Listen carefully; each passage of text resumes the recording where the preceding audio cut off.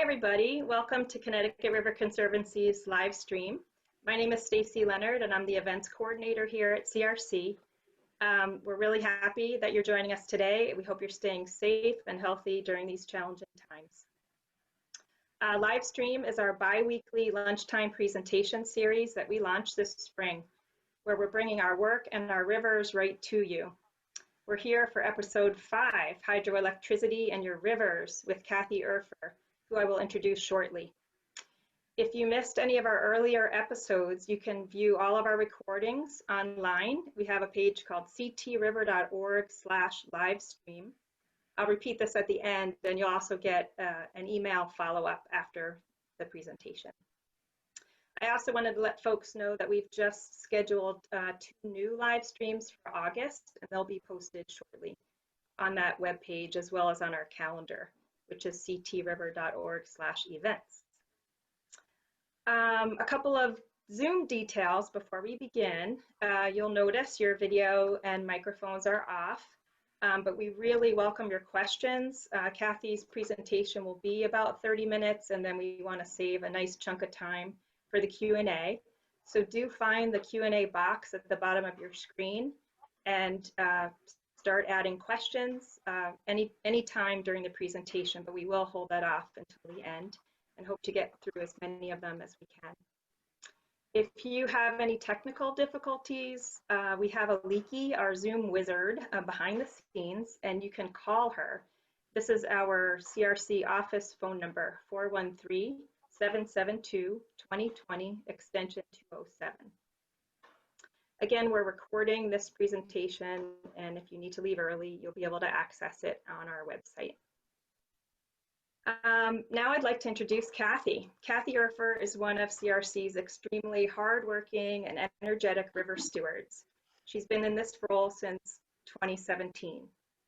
Before coming to CRC, Kathy worked with the Hackensack Riverkeeper in New Jersey, where she ran the river cleanup program, eco cruise programs, managed stream restoration projects, fish advisory, outreach, and education projects. She has also served on the board of the Southeastern Vermont Watershed Association and the Windham Regional Commission, and has worked on many educational projects related to wastewater treatment. Some fun facts about Kathy: she's a self-taught botanist and herbalist, and loves exploring the natural world through the eyes of her kids. Kathy has lots to share with you, so I'd like to turn it over to her for a look at the impacts of hydropower on our rivers and our fish, how CRC works to balance river use with river protection, and how you can get involved. So take it away, Kathy. Great, thanks Stacy so much. Nice to see you.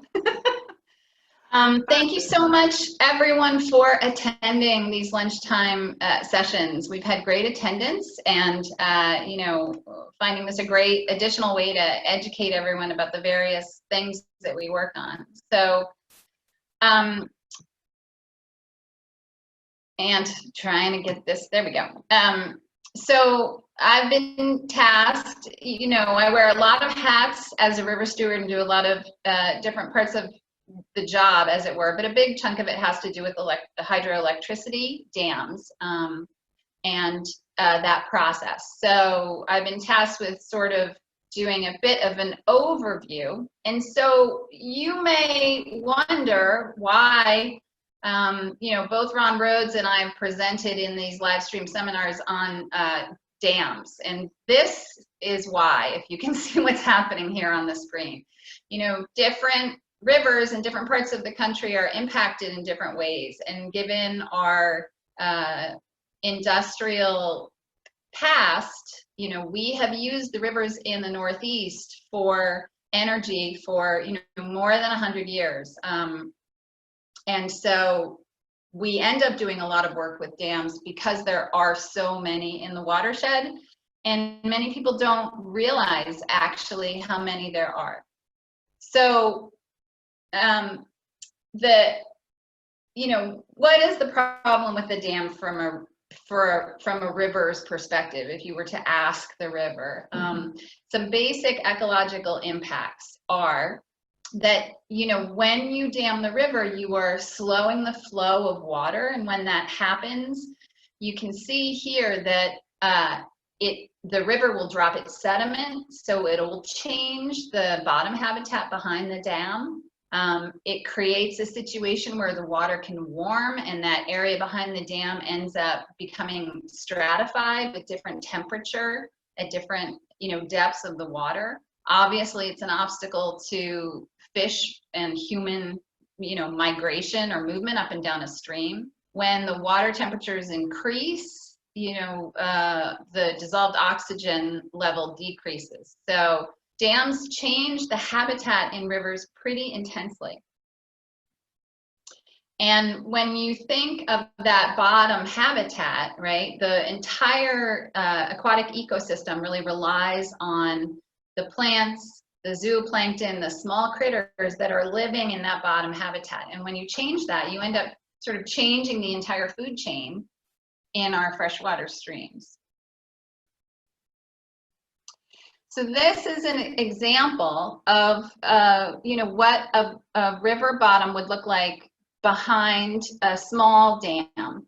And you can see as the water slows down there, it drops all that settlement. And here is an example behind a larger dam. This is the mouth of the West River as it meets the Connecticut River. And the dam is not actually at this location. It's about 8 miles downstream, down the Connecticut River, the Vernon Dam. The Vernon Dam holds water back and creates a pool behind it. And so then the water coming down from the West River runs into, the water being held there at the Connecticut River at the confluence and drops sediment. And so even in this situation, you get a sediment load pretty far up from behind the dam. This is a more typical, example of what would be really good riverine bottom habitat in, a lot of our New England streams.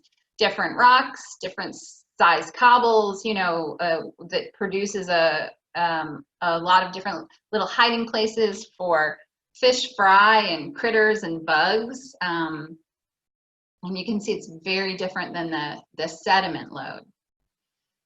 So Connecticut River Conservancy essentially works with dams in these two primary ways. If you watched Ron's presentation a few weeks ago, you learned more about our river restoration work, where we identify some of those thousands of dams that were built, half a century or decades ago for various reasons that are no longer being used. In some cases, it may have been for like a fire pond. It may have been for a swimming area, irrigation, a lot of different things. And in some cases, those dams are not being used. So when we can, we try to take those out with willing landowners. The other major way that we end up working with dams is more through a regulatory process, through relicensing. And that's specifically with hydroelectric dams and hydroelectric facilities. And so FERC is the Federal Energy Regulatory Commission, and I'll dig into the details of that in a few minutes. But a lot of our work kind of goes on sort of behind the scenes in the regulatory arena in terms of relicense. So Federal Energy Regulatory Commission, they are mandated with essentially managing our energy resources on the federal level. And so how that relates to hydropower is hydroelectric facilities receive a license to operate, which generally is a 30 to 50 year license.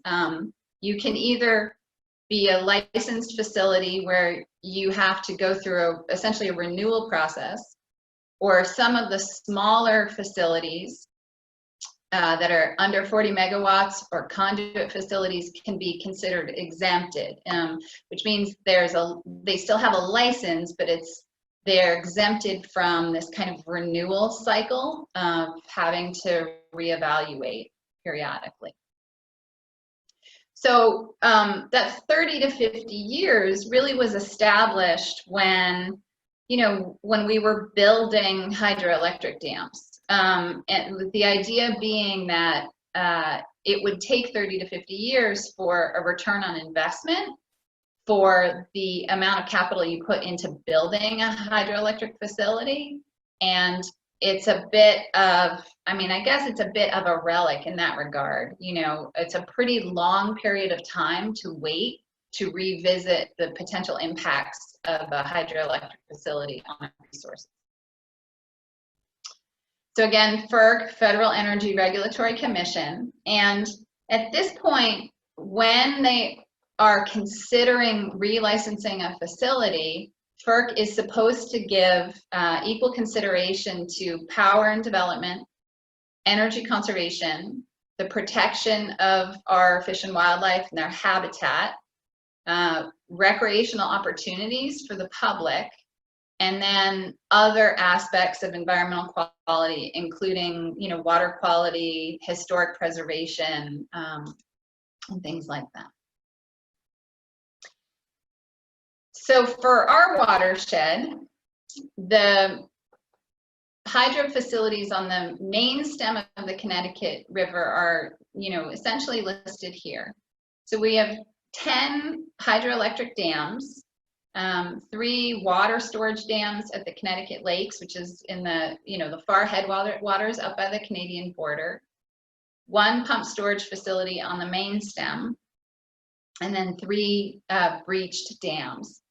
And in the case of the breached dams, there's still, issues, even though the water has breached those dams and the water is flowing through the system, there's still an issue with safety around the kind of the concrete and materials that have been left in the river. So even for those breached dams, we are interested in looking at how it's possible to get essentially the refuse of those dams out of the river to make it safer for public use.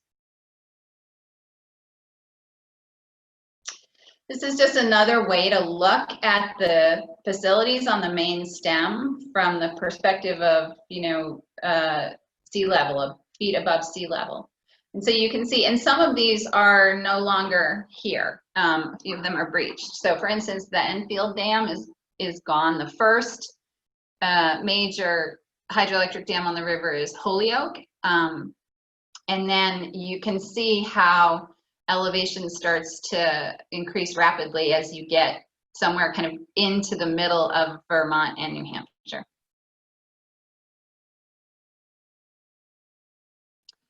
So in all, there are 56 licensed hydroelectric facilities and 41 exempt hydropower facilities in the Connecticut River watershed in our 4 states. And you would think that, I think as kind of a general member of the public, you might think that fish passage would be required for any dam, right, to allow the fish to move through our rivers. In reality, fish passage is required almost solely on hydroelectric projects. So all of the smaller kind of leftover dams would not have fish passage on our tributaries. And the hydroelectric projects, the fish passage that's required is really based on our migratory species. So those fishes that complete their life cycle and need access to freshwater streams and the ocean in order to do that. So fish passage is not necessarily required for our resident species. It's really a trigger through the migratory fish.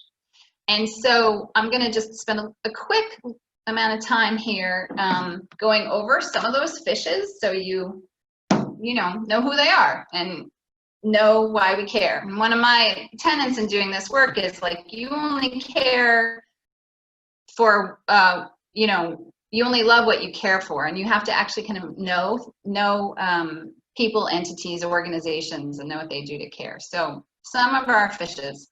So at the lower end of the river, one of the important species are alewives and blueback herring, which come into the lower part of the estuary to spawn. And in all cases, these fishes that are coming up into the river are cycling nutrients from the ocean up into our freshwater streams. So these guys are kind of like the small, fish in our food chain linking into some of the larger species. And they're really important for the fishery in general.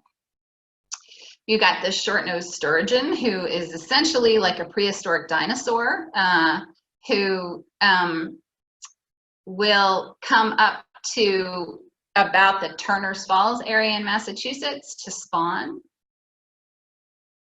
The American shad comes all the way up the river through the projects in Vermont and New Hampshire to spawn. And these guys have a life cycle where ideally they are repeat spawners. So they might be able to spawn up to 3 times, 3 years, where they would come up the river to spawn, go back out to the ocean, and then repeat that twice more.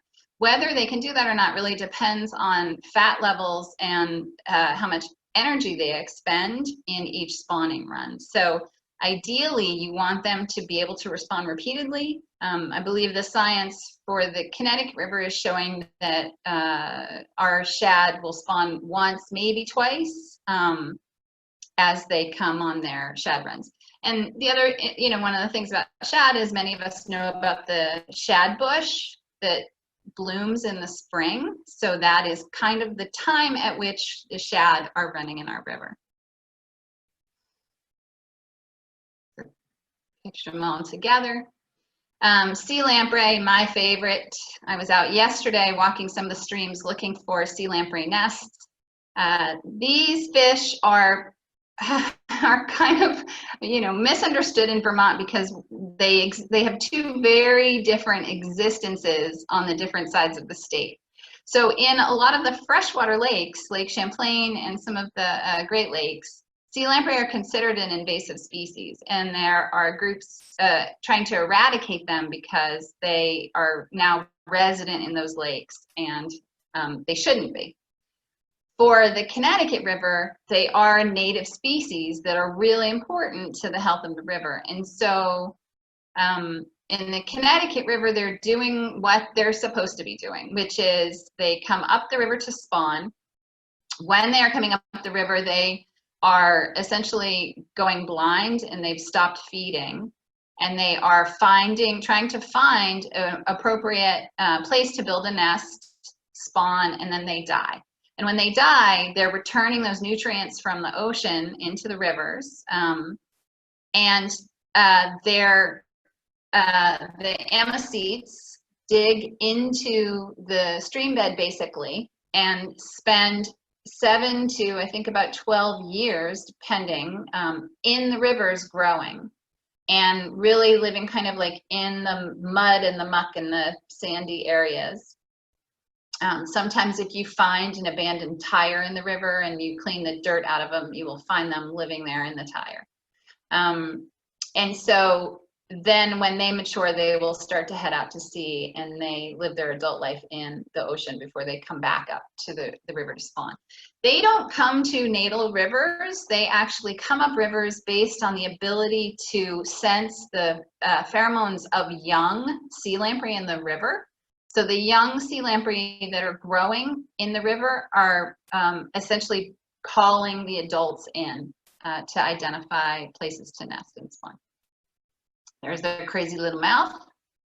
They suck onto fishes in the ocean to feed.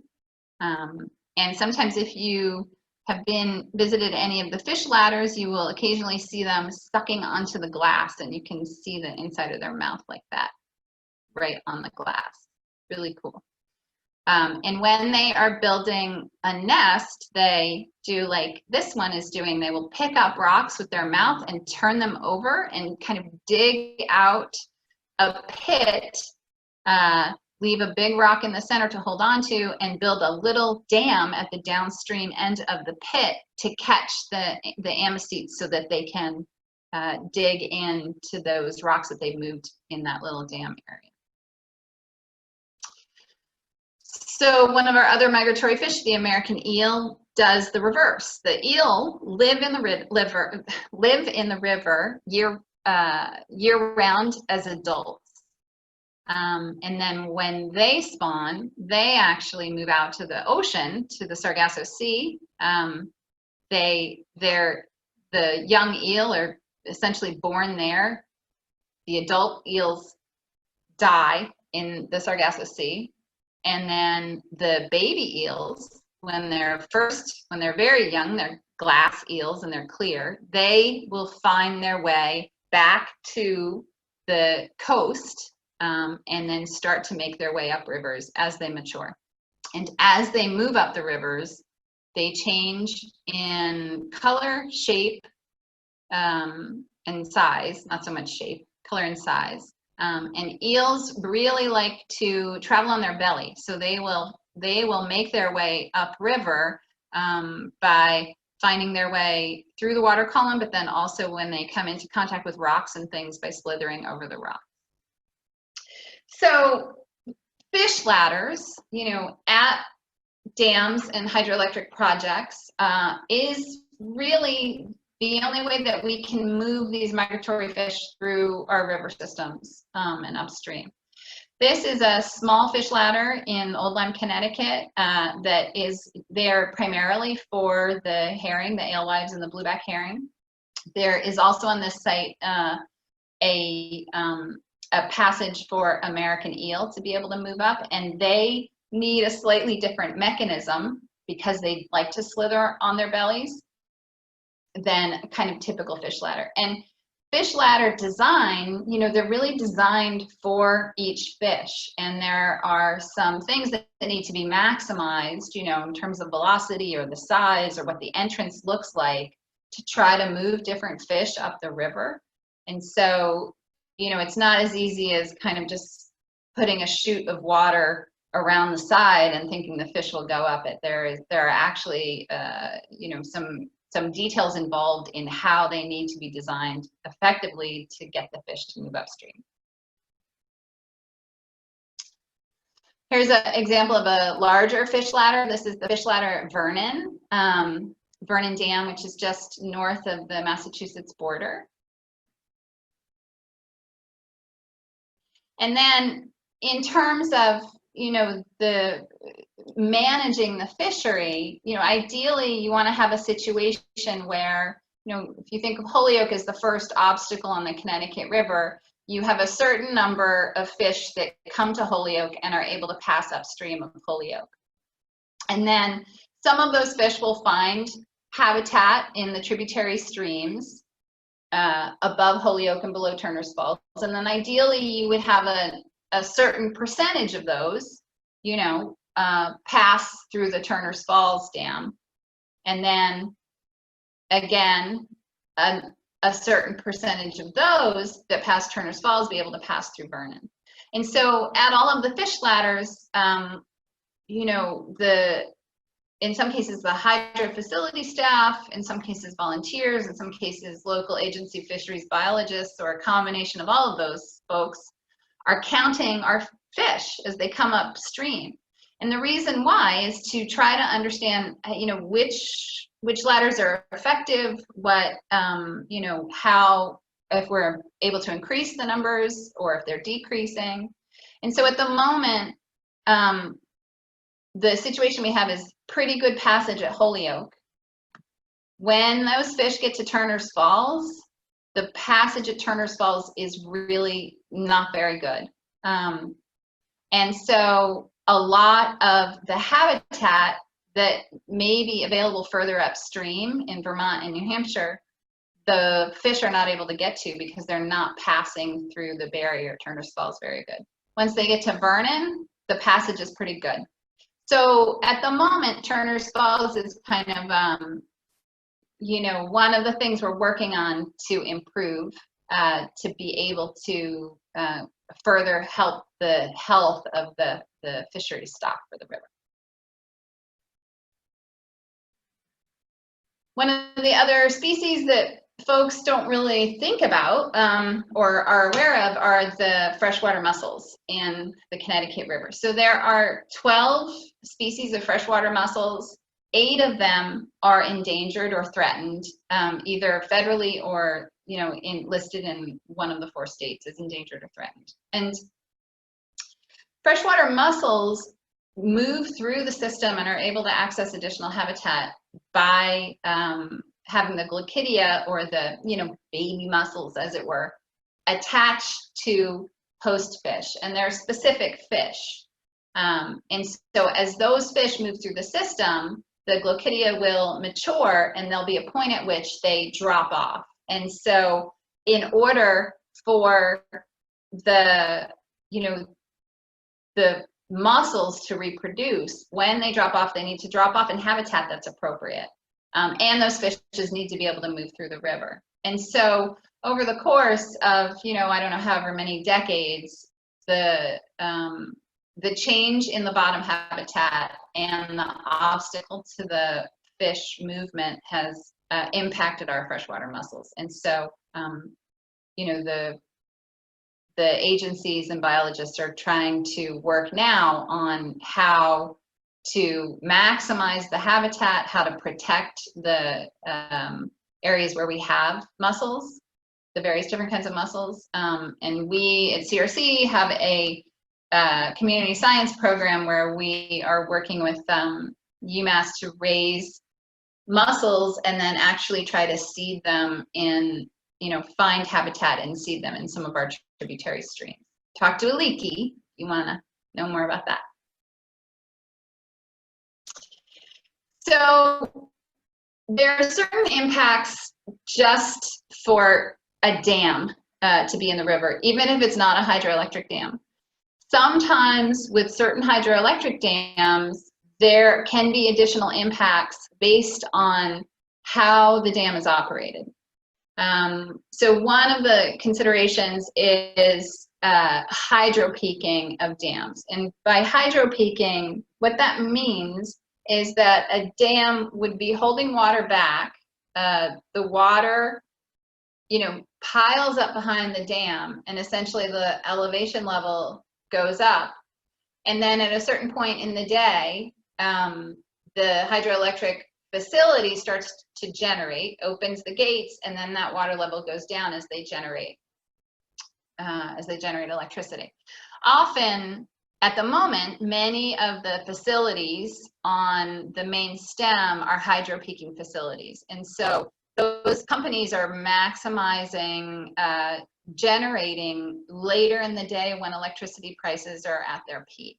And so what that means for the river is, if you kind of think of the area between the dams as like a bathtub,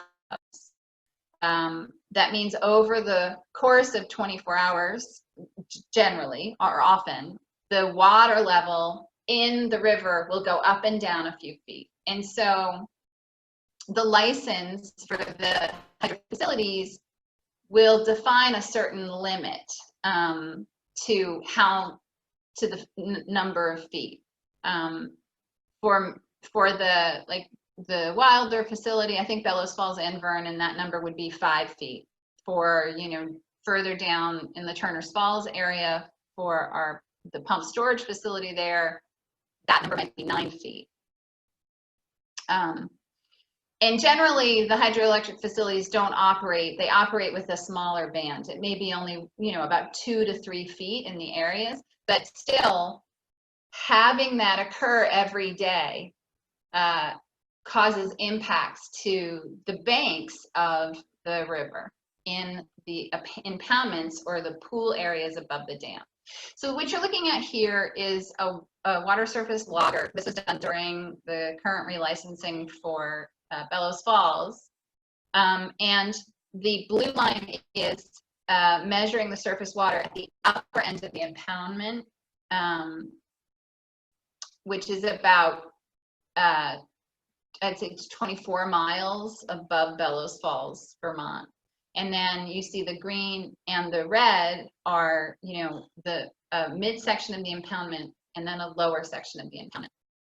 And so you can see as the water surface level at the dam changes, it causes almost like a delayed bathtub effect and creates a bigger fluctuation at the more northern end of the pond.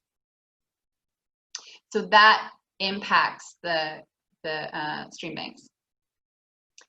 And essentially, here's, if you go through looking at, you know, number one, see if I can use my little pointer here. So number one, if you think of this water level going up and down, it starts to dig away at the toe of the slope, and it's difficult for plants to grow in here with the changing water level. And so that gets undercut.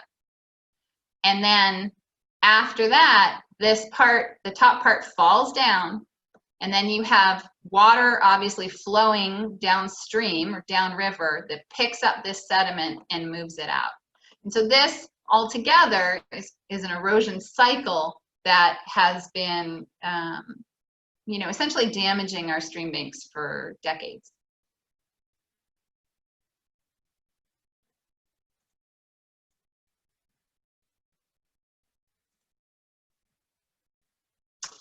Here's an example. This is a picture from Claremont, New Hampshire. You can kind of see how the toe of the slope has been undermined and then things have fallen down. And over time, this stuff will be carried downstream and high water flows, and the cycle continues. So one of the other considerations with hydropower facilities has to do with human use. You know, so in addition to being dams being an obstacle to fish migration, it's an obstacle to recreation. And then with hydropower facilities in particular, if they're peaking, you have situations where, you know, the company will be called on to move water possibly pretty rapidly through the system. And so a lot of our hydropower facilities have, you know, these types of emergency signs and warning signs, and they're required to place booms across the river as you approach the dam to make sure that you know it's there, and you know it doesn't threaten your safety if you're out on the river. Another consideration is that it's not so easy to get around these dams. So if you're, for instance, paddling through the river, this is a worst case scenario. Don't mean to pick on Great River Hydro, but this is an example of a difficult situation. So if you were paddling down the river, the portage to move around the dam, because of historically how this dam was constructed, this facility was constructed, you take out here and you need to walk almost 1.5 miles all the way down here before you can get back into the river at the bottom.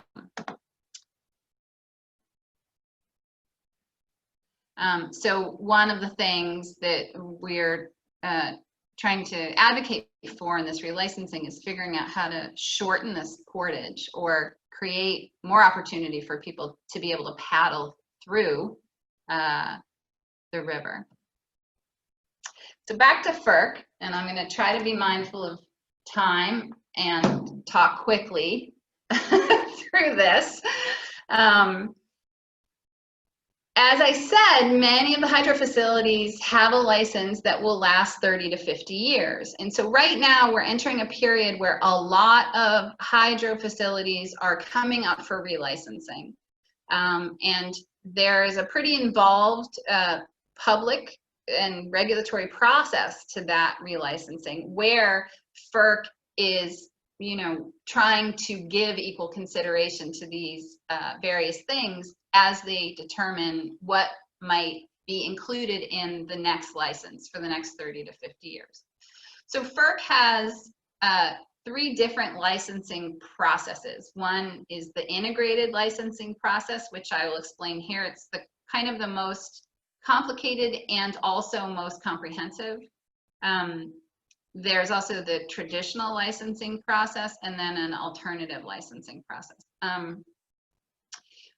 At the moment, all licensing is supposed to go through this integrated licensing process, but many facilities request to do the traditional licensing process, which is a little less structured, I guess I would say.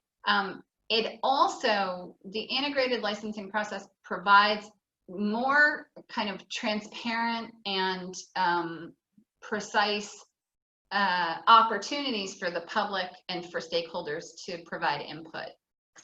So I will not kill you with this. I will try not to kill you with this. I'll do this quickly. But basically, the company provides a notice of intent that they are going to reapply for a license. My screen just froze. It's trying to get my pointer. At number 1, and they will develop what's called a pre-application document, which is a summary of the project and anything they can possibly find out to collect information about possible impacts of the hydro facility. And then that gets put out for the public. The public can then comment on that. Agencies comment on it. And you can request study plans. So if you want the certain things to be examined in the relicensing process, you request a study. There is some back and forth with the study plans in terms of commenting on the details of how the study might be done. And then the company goes into either kind of a 1 or a 2-year period where they will actually conduct the studies, and the company is required to pay for the studies. So this is not, you know, this is can be, depending on the size of the facility, an economic burden to the company. The studies could include many different things. So in the case of the relicensing that's occurring right now, you know, it might include recreation, looking at the endangered species, looking at fish passage, looking at mortality of fish if they go through the turbines, looking at recreation, and can cover a whole gamut of things to consider depending on the facility itself, how, you know, the species in the stream, where it is, recreational considerations, etc. Once the studies are done, the company puts out a final report on the results, and then there's an opportunity to comment on those reports. And then there will be essentially a draft license application written by the company, or a preliminary license proposal. And agencies and stakeholders can comment on that. There may be some back and forth with FERC on additional information needed, and then there would be a final license application. And there's a point then when stakeholders and agencies can make essentially suggestions or provide alternatives for maybe a new operating proposal, or you know, other ways to mitigate the impacts of the dams. And that might include recreational facilities. It might include, you know, in the case of the 15-mile falls, much further upriver, it actually was a mitigation fund to do river restoration work. So it could be a lot of different things. At the same time that the company does the final license application, they also need to apply to the state that they're in for what's called a 401 certificate. So in this process, we try to think of you know, you think of FERC as a federal agency kind of sitting on par with our other federal laws. And in the case of relicensing, that includes the Clean Water Act and this section, the 401 state authority to try to enforce and maintain their own water quality standards. For a state, the National Environmental Policy Act, which requires an environmental analysis of the whole, potential change to the license in the final application. The Endangered Species Act, which brings in often NOAA and U.S. Fish and Wildlife Service to, in their role to protect some of our endangered species. The National Historic Preservation Act, which brings in the state historic preservation offices to consider, archaeological and or historic, including in a lot of cases, the historic quality of the hydro facility itself, because many of them are beautiful buildings built a long time ago. And so there's some historic consideration for often the hydro facilities themselves. And then the consideration of recreation. So these are supposed to all sort of stand together at the same level in consideration of what needs to be included in the new license. And as I said, right now, we have been for several years working through this quite involved process with these 5 facilities that are just at the southern end in Vermont, New Hampshire, and then northern Massachusetts. So Wilder Dam, Bellows Falls, Vernon, and then the Northfield Mountain Pump Storage Facility and the Turner's Falls Dam. But in addition to that, as an organization, we are also trying to track many of the other smaller hydroelectric projects that are on our tributary streams. So right now there's about 8 other active relicensing processes we're working through.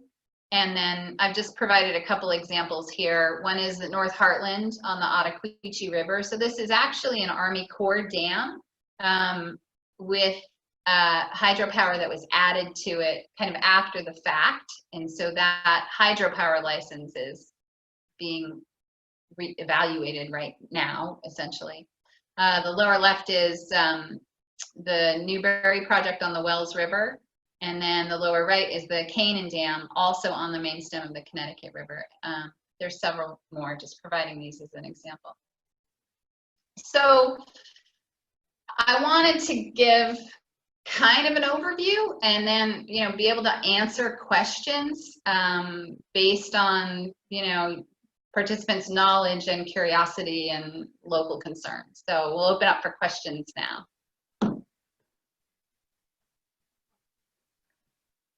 Great, Kathy. Thank you so much. This is really thorough and educational and very complicated. And I just feel like we're so lucky to have you and Andrea Donlin in our Massachusetts area working on this on behalf of our rivers and our public. So we have a couple of questions so far, and I just keep encouraging folks to use the Q&A box and add yours as time goes on.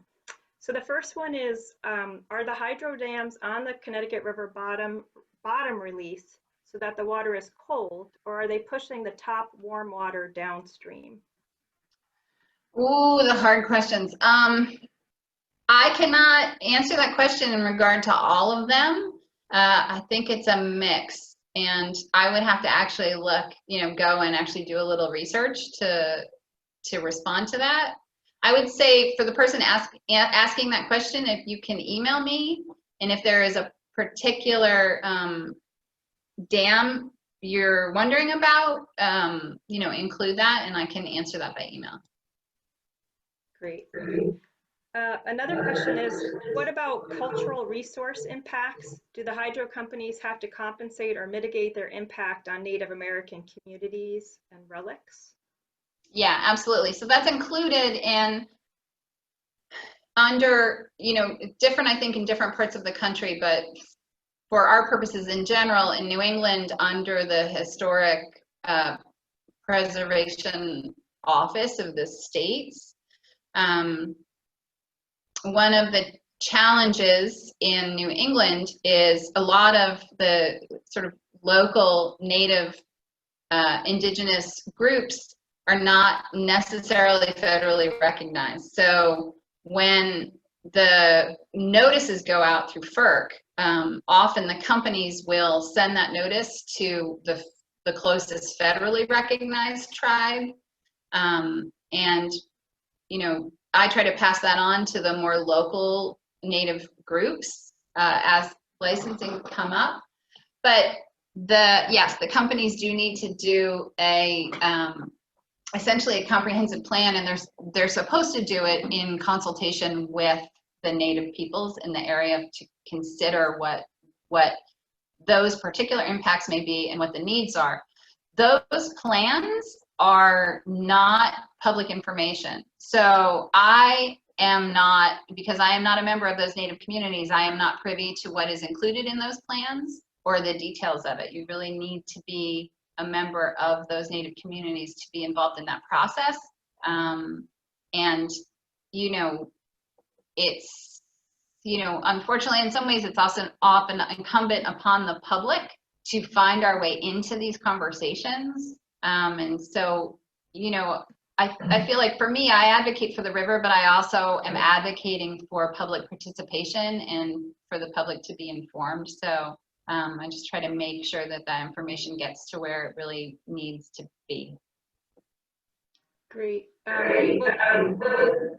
This is sort of a follow-up to that, is how can individuals help to make the dams more river friendly, and how can individuals get involved? Yeah, so really it's through this relicensing process and through the state 401 certificate process. And so you can go to the FERC website and sign up to be notified about anything having to do with a dam, excuse me, that is local to you that you're concerned about or want to be involved with. And you can get whatever notices or issues even that come up, right, that sent to your inbox. When you track the facilities that way, you start to learn like when there's an opportunity to comment. And so for our 5 facilities that are coming kind of to the end of this relicensing process, in the coming months, there will be opportunities for the public to comment.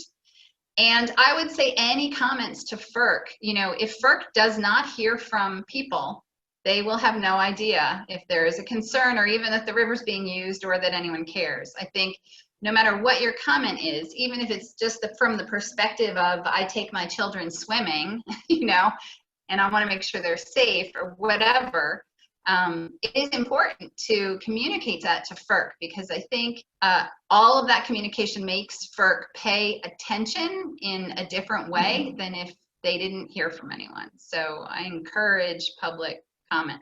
And both Andrea and my emails are there.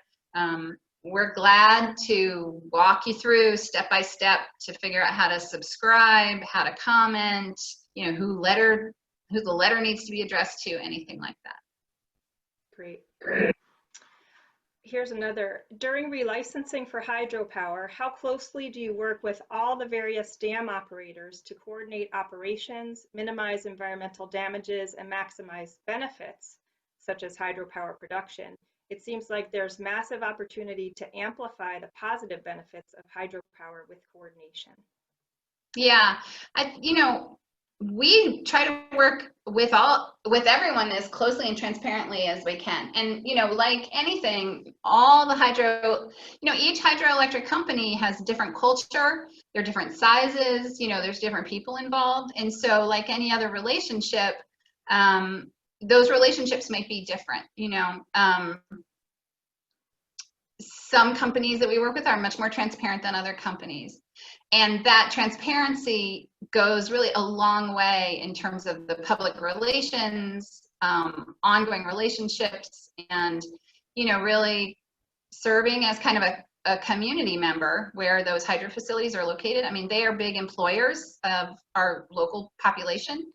And there's a lot of people that work for these hydro companies that care, you know, really, like there's fishery biologists, there's people that really care about trying to find the opportunities to do the best they can for the river. So, you know, I'd say we work as closely as we possibly can in all situations and try to be as transparent as possible. Great. Who is on the FERC board? Is it political? And do you feel they give equal weight to the different areas? So let's see. The FERC is a commission, Federal Energy Regulatory Commission. The commissioners are appointed by the Senate. So yes, I would say it's very political who the commissioners are. And, you know, as with many of our other federal agencies, depending on who's elected, you know, policy that comes down through an organization or a department can be different. Having said that, you know, most of the people that work at FERC are employees who have worked there for a long time. So, you know, I think the kind of line workers, as you would maybe call them, or the people that are working more intimately on each one of these projects or processes, you know, they're professionals and they know what they're doing. So yeah, kind of both and. I feel like the political wins at the commissioner level can make some pretty intense policy changes over a short chunk of years. So like everything else, that's something that, you know, is good to be aware of in terms of who is appointed as a commissioner, what their background is, and what they consider valuable, really. Great, thanks. We have right now 3 more questions in about 5 minutes, so just to let you know. Talk fast. What's the biggest success you look back on in the past year or 5, and or challenge I would throw in there?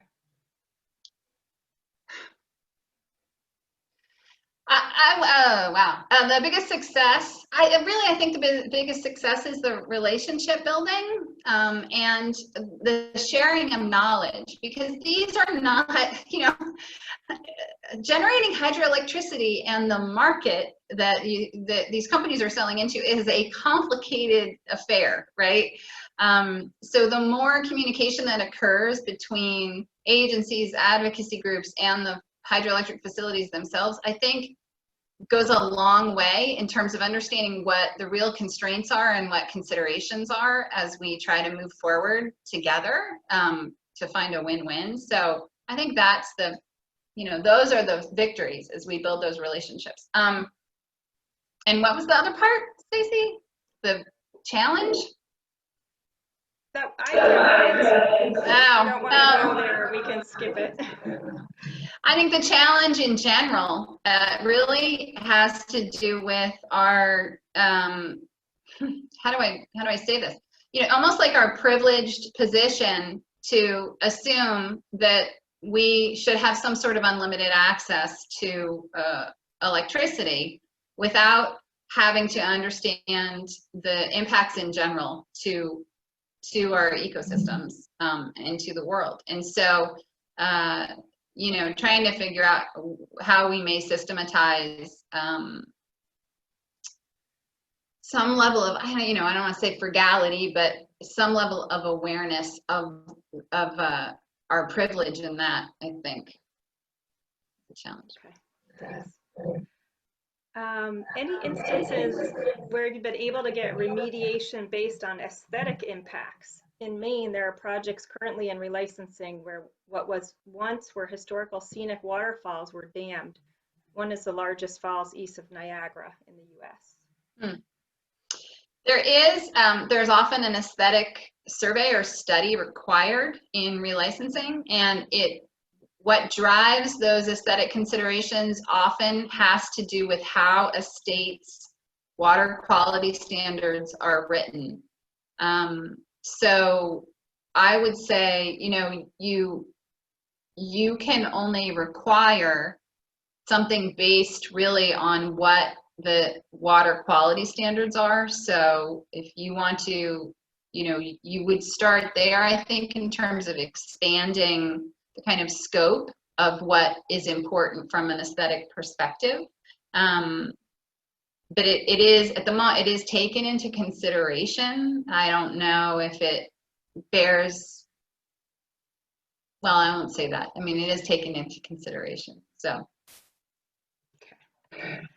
So our last question is, have you ever heard of or looked into the Rights of Nature movement, which is pushing for legal personhood for rivers and other landforms around the world? There's a group that's fighting for this designation in the Housatonic River watershed. Great. Yeah, I have heard, I haven't done a lot of focused work on it. I mean, I think collectively as an organization, we have had some conversations about this. To a certain extent, it really comes down to organizational resources, to where we can focus our energies. So I would say whoever's working on the Housatonic, if you can continue to share information with us, you know, my understanding is that as, you know, we would not need to probably start to set legal precedent to get that to happen, but I have more to learn about it too. So. Great. Well, thanks, Kathy, and thanks, everybody. We are towards the end of our time here, so just want to let folks know this is being recorded, and it will be up on our website, ctriver.org/livestream within the next 24 hours. If you do have additional questions, concerns, anything, please reach out to Kathy in the Vermont, New Hampshire area, and Andrea in Massachusetts, and you see their emails there. I'll also make sure those are in the email that you'll get as a follow-up. And we hope you'll come out for our future live streams every other Wednesday at noon. And join us for any other events we have coming up. Please stay tuned to our calendar.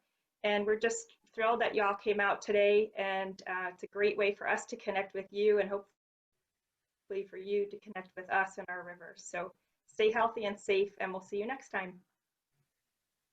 Thank you, Kathy. Yeah, thank you. Have a great day.